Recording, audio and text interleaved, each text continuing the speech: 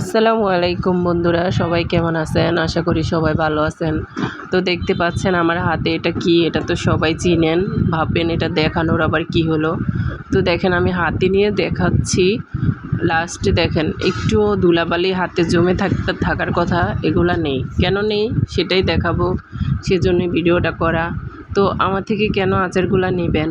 এই যে আমি পরিষ্কার পরিচ্ছন্নতা বজায় রাখি, সেটা দেখানোর জন্যই।